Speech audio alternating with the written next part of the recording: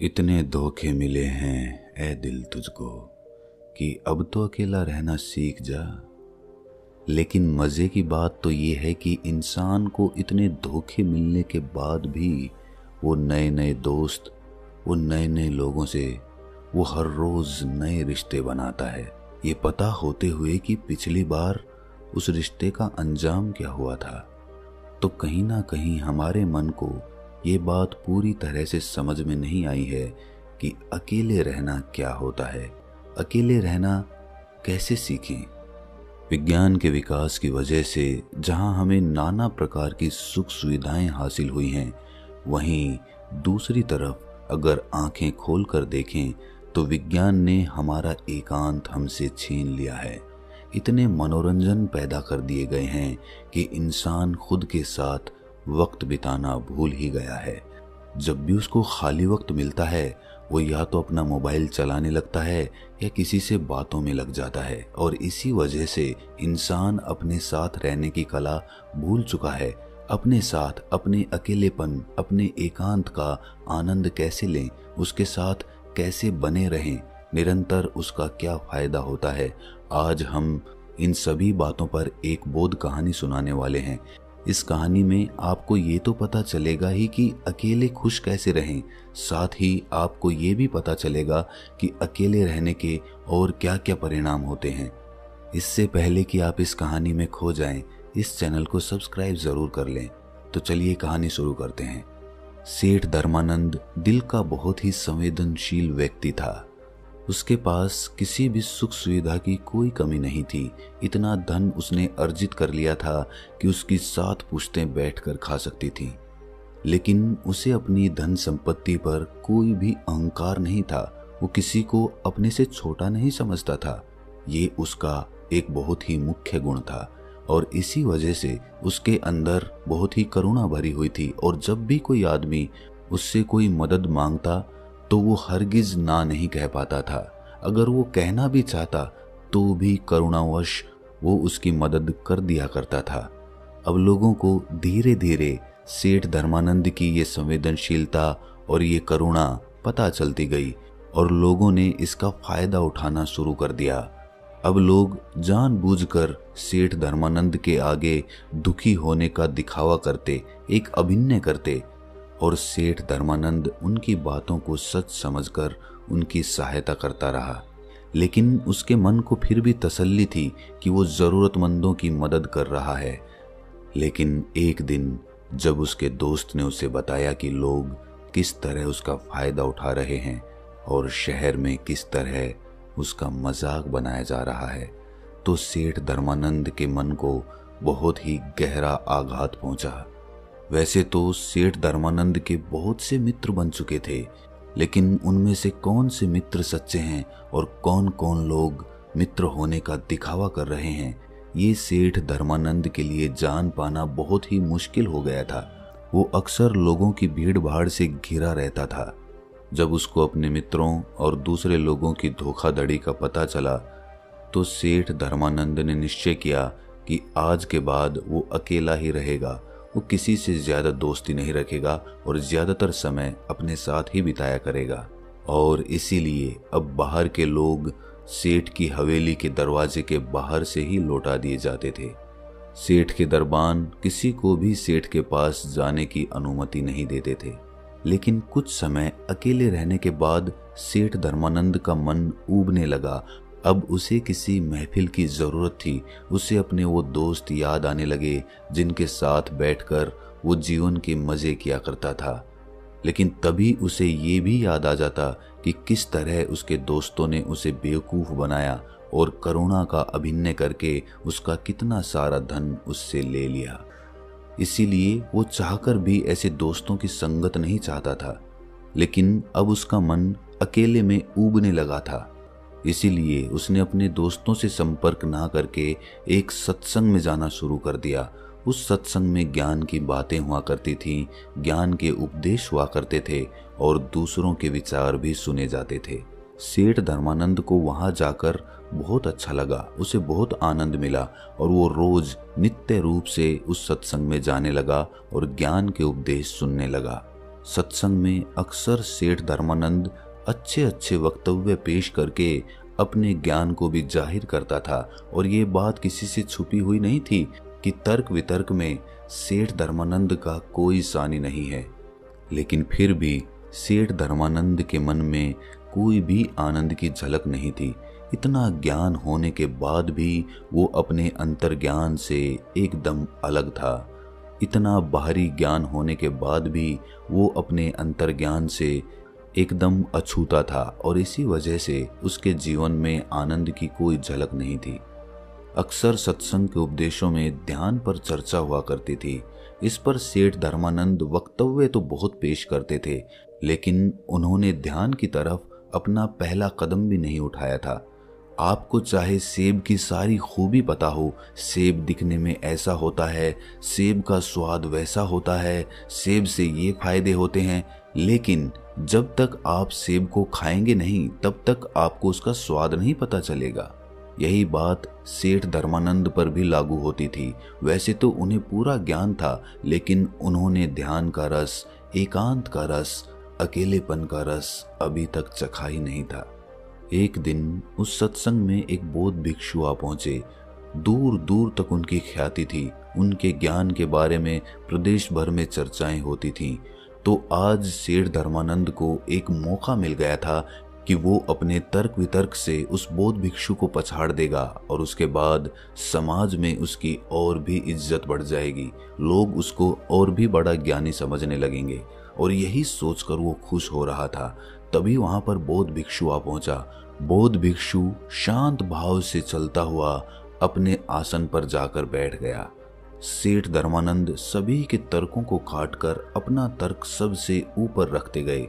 उन्होंने सोचा कि एक बार ये बौद्ध भिक्षु तर्क वितर्क पर उतर आए, फिर देखो मैं इनके तर्कों को कैसे काटता हूँ। तर्क वितर्क होते रहे पर उस बौद्ध भिक्षु ने कुछ नहीं बोला। वो बस शांत भाव से मुस्कुरा रहा था। आखिर में जब सत्संग खत्म हुआ तो सेठ धर्मानंद से रहा नहीं गया और आखिर में उन्होंने बौद्ध भिक्षु से पूछ ही लिया कि मैंने आपके ज्ञान की चर्चा बहुत सुनी है, लेकिन आप तो सभा में कुछ बोले ही नहीं, आप तो एकदम मौन बैठे रहे।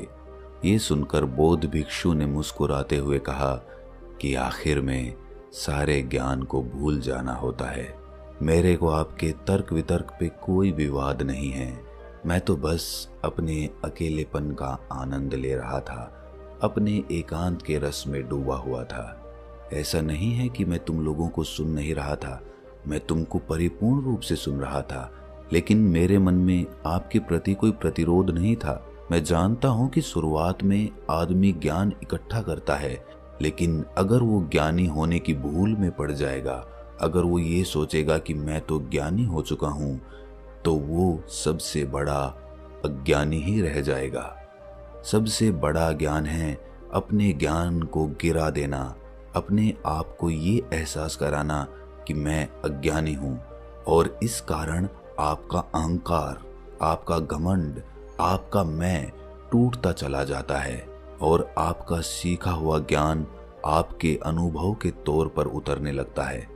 लेकिन अक्सर लोग सुने सुनाए ज्ञान को, किताबी ज्ञान को ही असल सत्य मान बैठते हैं और यही वो सबसे बड़ी भूल कर देते हैं, और इसी वजह से वो अपने एकांत में कभी उतर ही नहीं पाते, क्योंकि वो लोग बेवकूफ़ों की तरह हमेशा अपने ज्ञान का प्रचार करते रहेंगे।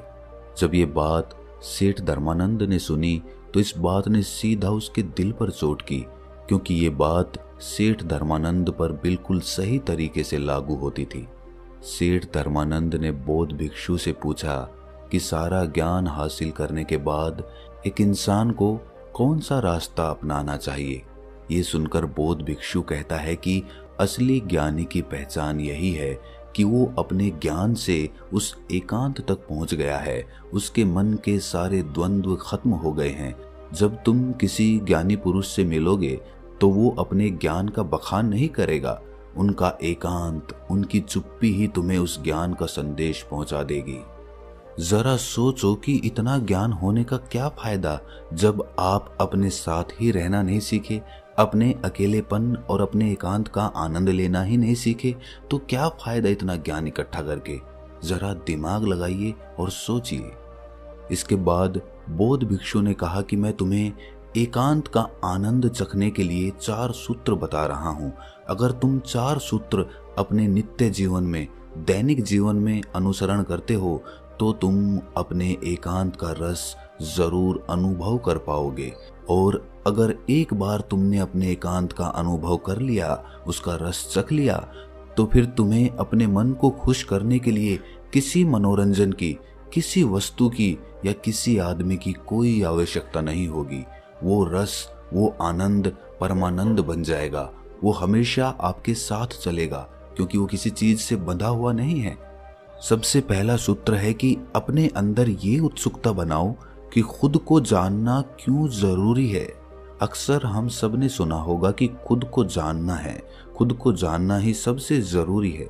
अगर आप इस सवाल को अपने मन के अंदर बिठा लेते हैं तो स्वाभाविक रूप से आप खुद को जानने के लिए प्रेरित होंगे। लेकिन अगर आप यही नहीं जानते कि खुद को जानना क्यों जरूरी है तो आप खुद को जानने की कोशिश क्यों करेंगे। इसीलिए पहले समझो कि खुद को जानना क्यों जरूरी है। ये इसीलिए जरूरी है कि हम अपने आप को जानते ही नहीं हैं। हमने किसी बात पर कोई प्रतिक्रिया दी और कुछ देर बाद उसी प्रतिक्रिया को लेकर हमें पछतावा होने लगा कि मुझे ऐसी प्रतिक्रिया नहीं देनी चाहिए थी, मुझे उनसे कुछ अलग तरीके का व्यवहार करना चाहिए था। आप करना कुछ चाहते हैं, वो करवा कुछ देता है। आप तो गाली नहीं देना चाहते थे लेकिन लड़ाई हुई और आपने चांटा तक मार दिया। आप नहीं करना चाहते थे लेकिन आपसे हो गया। तो ये कौन है करवाने वाला? ये सारे सवाल जब आपके मन में उठने लगते हैं तो आपके अंदर ये उत्सुकता जागती है कि खुद को जानना जरूरी क्यों है। दूसरा सूत्र है कि नाना प्रकार के मनोरंजनों से, सुख सुविधाओं से अपना मन अलग करके उसे ध्यान के लिए प्रेरित करें। जब आप पहला सूत्र समझ लेते हैं कि खुद को जानना क्यों जरूरी है, उसके बाद दूसरा सूत्र आता है। हमारा मन अक्सर नाना प्रकार की सुख सुविधाओं से, नाना प्रकार के मनोरंजनों से घिरा रहता है। अत्यधिक मनोरंजन मन को उबाने लगता है। जब आप बहुत देर तक अपना मोबाइल चलाते हैं तो कुछ देर बाद उससे ही ऊब होने लगती है, वही हमें परेशान करने लगता है। इसीलिए वही मनोरंजन हमारे लिए ऊब का कारण हो जाता है।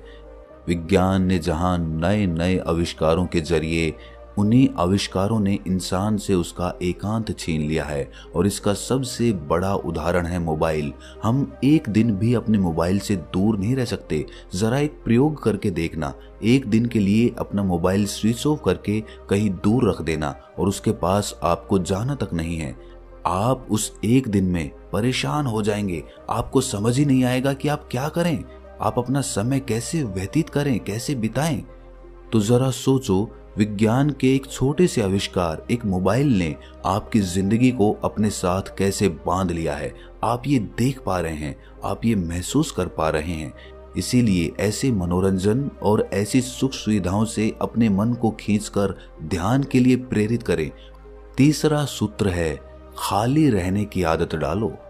हम अक्सर जिम्मेदारियों में इतने व्यस्त हो जाते हैं कि खुद के लिए समय ही नहीं निकालते। बचा कुचा समय हमारा मोबाइल ले लेता है और इसीलिए हम अपने आप को जानते ही कितना है। लेकिन जब हम अपने साथ वक्त बिताने लगते हैं तो हमें अपनी प्रवृत्तियां पता चलने लगती हैं। और चौथा सूत्र है, संसार में रहकर अपने एकांत में स्थिर रहना सीखो। हम सांसारिक चीजों से और यहाँ के लोगों से या तो बहुत ज्यादा जुड़ जाते हैं या उनसे घृणा करने लग जाते हैं। ना आपका कोई मित्र होगा, ना आपका कोई मित्र होगा और ना ही कोई शत्रु होगा। आपके लिए सब जीव एक समान है। आपकी दृष्टि सभी जीवों के लिए एक समान है। इतना उन्नत हो चुके हैं कि आप अपनी जिम्मेदारियों का निर्वाह करते हुए, लोगों से मिलते हुए, मनोरंजन करते हुए अपने मन के एकांत को स्थिर रख पाते हैं, अपने मन के एकांत को बरकरार रख पाते हैं। लेकिन यहाँ तक पहुँचने के लिए आपको पीछे पलटकर खुद को जानना होगा, खुद के साथ वक्त बिताना होगा। बेवजह के मनोरंजनों से अपने चित्त को दूसरी दिशा में ले जाना होगा, जहां पर उसका मनोरंजन ध्यान के द्वारा होगा। तो आपको कोई भी धोखा नहीं दे सकेगा, क्योंकि कोई भी आपके मन के उतना करीब या उतना दूर नहीं है। आपके लिए सब एक समान है, इसीलिए किसी का भी धोखा आपके ऊपर आघात नहीं करेगा। ये सुनकर सेठ धर्मानंद ने उस बौद्ध भिक्षु के पैर छुए और इन बातों का निरंतर अभ्यास करते हुए उन्होंने वो कला हासिल की जिसे हम कहते हैं अपने एकांत के आनंद में डूब जाना, अपने अकेलेपन का मजा चखना। तो दोस्तों, कैसी लगी ये कहानी आपको कमेंट सेक्शन में ज़रूर बताना, और अच्छी लगी तो इस चैनल को सब्सक्राइब ज़रूर करना।